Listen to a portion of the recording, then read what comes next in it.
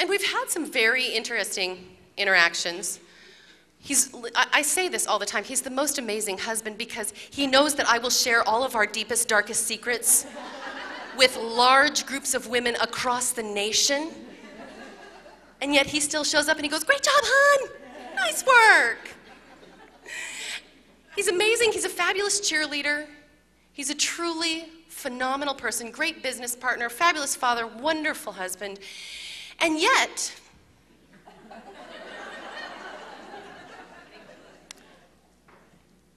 there are days when he is less enlightened than other days. How many of you have people in your lives where there are days when they're just simply not as enlightened as you are? Yeah? Our daughter raised her hand. So there are days when he's not as enlightened as others, and you know, we've got this amazing relationship, but every once in a while he gets on my last nerve, right?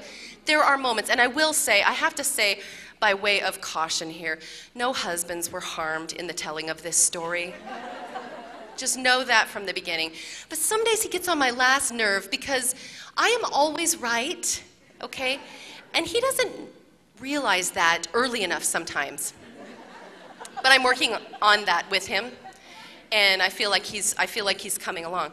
So on one of those days when he was less enlightened than he typically is, I was a bit frustrated, okay? And what do we do sometimes when we're a bit frustrated with people in our lives?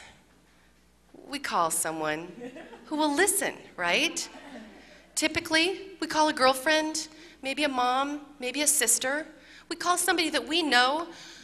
We love our partners, our kids, our friends more than anything, but there are days when you just gotta unleash holy terror and you need to have a safe ear, right? So I called my sister Michelle, and she answered the phone, and what I said to her was, if I hack up my husband into tiny pieces,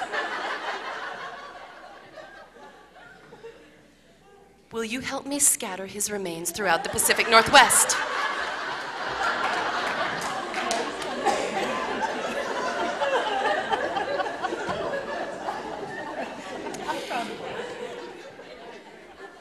And I waited for her response. And I said, because I watch CSI.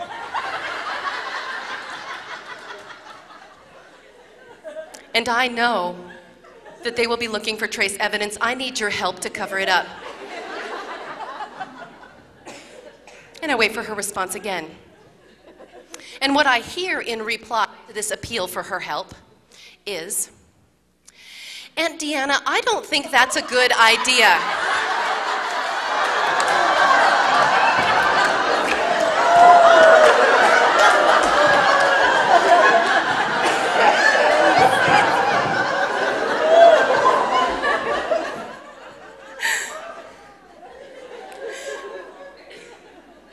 What I realized in that moment, that I had not previously realized, is that my nephew, Jacob, 8 years old at the time, had also answered the phone at the same time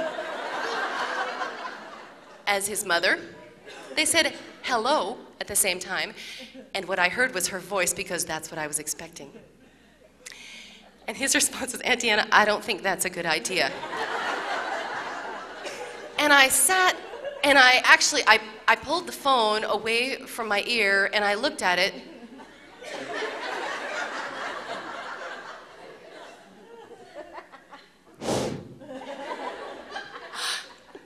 Hi, Jacob, is your mommy there? Can I talk to your mommy, please? So then I had to spend the first 20 minutes of our conversation lamenting about how I had now destroyed my nephew's psyche for all of eternity as well. And I said, Michelle, okay, get off the phone right now and tell him Aunt Deanna would never do anything to harm Uncle Michael. Aunt Deanna would never do anything to harm Uncle Michael. And you tell her that I love Uncle Michael a lot. And she loves Uncle Michael a lot. And you tell him never to answer the phone again.